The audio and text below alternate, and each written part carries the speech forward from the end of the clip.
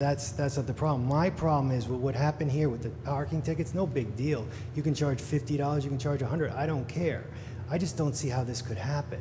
Some town manager would just send something out to everybody and say it's $25, and then not have a judge who's got the wherewithal, where there's only 2 sections of the code that handles parking tickets. 2.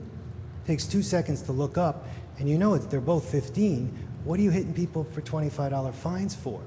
I can see how things can slip through the cracks, but somebody should have picked that up in the judiciary. I get that. Right. But since you don't have a separation between the executive branch, which is usually the one who's in charge of public safety, police, that kind of stuff, you've got this stuff going back and forth, and that's where things get dropped in the cracks, and that's my complaint.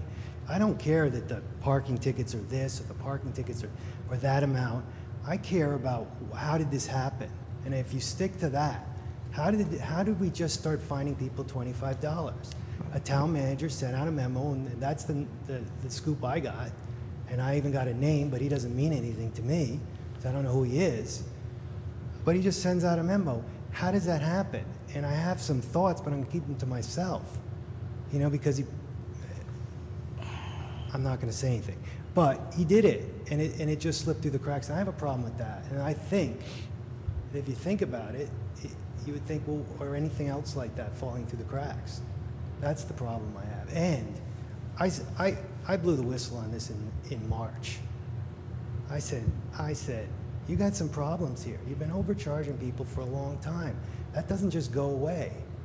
I called up every lawyer in town that I knew, said, what's the deal? And they told me what to do. They said, write the town solicitor. Tell her she's got a problem. And now you're telling me that the town council's just finding out about it now? I have a problem with that, okay? That's what because real people were going to court. They come here from an hour away because they don't want to pay their parking fine, and they get slammed.